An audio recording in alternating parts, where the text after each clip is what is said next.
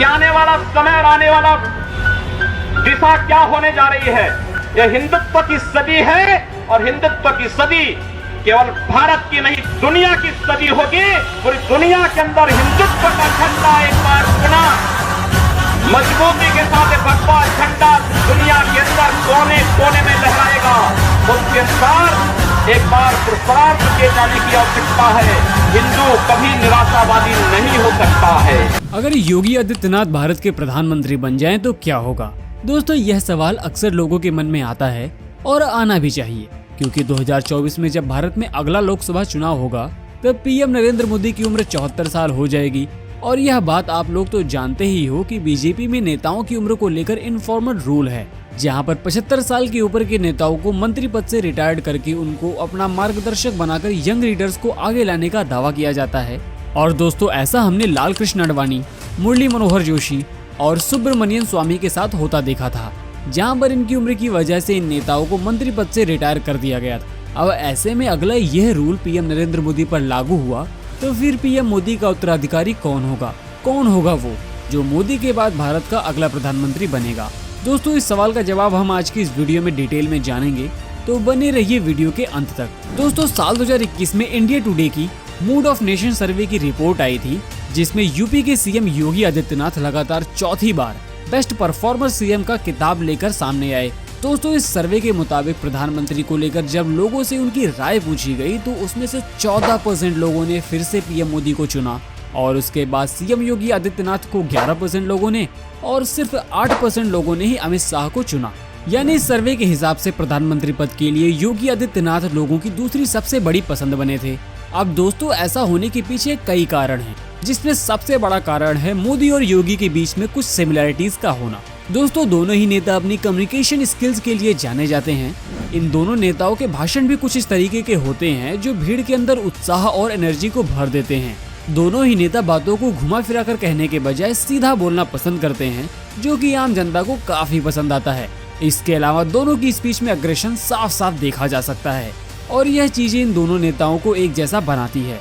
इसके अलावा इन दोनों नेताओं में जो अगला कॉमन चीज है वह है हिंदुत्व आइडियोलॉजी। दोस्तों, कई पॉलिटिकल एनालिसिस कहती हैं कि बीजेपी के पुराने नेताओं का कंपैरिजन में पीएम मोदी और सीएम योगी के पास एक पॉलिटिकल एडवांटेज रहा है, जो इन दोनों को हमेशा से फायदा पहुंचाता रहा है, और वह है इन दोनों नेताओं के पास पार्लियामेंट और स्टेट असेंबली में कंप्लीट मेजॉरिटी का होना। कंप्लीट मेजॉरिटी के चलते इन दोनों नेताओं के पास अपनी आइडियोलॉजी के साथ कॉम्प्रोमाइज करने को लेकर कोई भी दबाव नहीं होता है।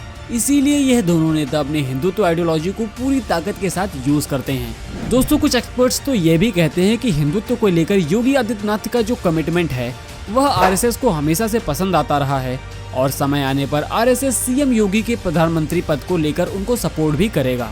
इसके अलावा दोस्तों, दोनों ही नेताओं ने अपने पारिवारिक जीवन और अपने पूरे परिवार को भी सैक्रिफाइस किया है, जो इनके सेल्फलेस वर्कर होने का सबूत देता है। दोस्तों, आप लोग रेयर ही कभी पीएम मोदी के परिवार के बारे में सुनते होंगे, और दोस्तों ऐसा ही सीएम योगी आदित्यनाथ के साथ भी है। दोस्तों, योगी आदित्यनाथ जब सन्यासी बने थे तभी उन्होंने अपने पूरे परिवार को त्याग दिया था, क्योंकि सन्यासी बनने वाले व्यक्ति को अपने पूरे परिवार को त्यागना पड़ता है। लेकिन जब योगी आदित्यनाथ मुख्यमंत्री बने तो उनके परिवार को लेकर उनसे जब सवाल पूछा गया तो उन्होंने दिल छूने वाला जवाब दिया था।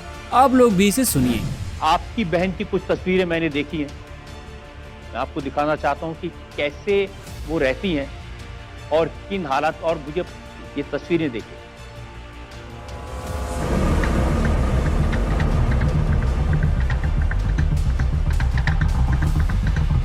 कई किलोमीटर पैदल चल के घर से आती हैं, एक चाय की दुकान चलाती हैं। तो आपको नहीं लगता कि सब अपने परिवार का ध्यान रखते हैं? आप भी थोड़ा ध्यान रखते थे। मैं देखिए एक योगी हूँ और मुझे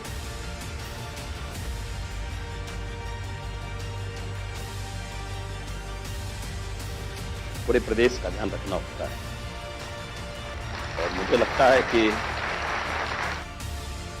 एक मुख्यमंत्री के रूप में मैंने अपने राजधर्म का शपथ ली है, परिवार का नहीं। अब दोस्तों, ये चीज योगी आदित्यनाथ के कर्म योगी होने का सबूत भी देती है और उनके प्रधानमंत्री बनने की काबिलियत को मजबूत करती है। इसके अलावा दोस्तों योगी आदित्यनाथ एक ऐसे स्टेट को लीड करते हैं जिसका नेशनल पॉलिटिक्स में बहुत ज्यादा इम्पैक्ट, 80 लोकसभा सीट और हाईएस्ट पॉपुलेशन के चलते यूपी नेशनल पॉलिटिक्स का सबसे बड़ा स्टेट है।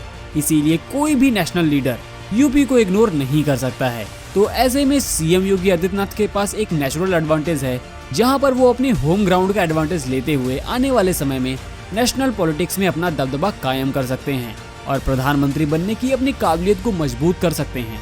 अब दोस्तों इस बारे में आप लोगों की क्या राय है हमें नीचे कमेंट सेक्शन में जरूर बताना, और अगर ये वीडियो पसंद आई हो तो इसे लाइक करके दोस्तों के साथ शेयर करना मत भूलना। मिलते हैं अगले वीडियो में। जय हिंद।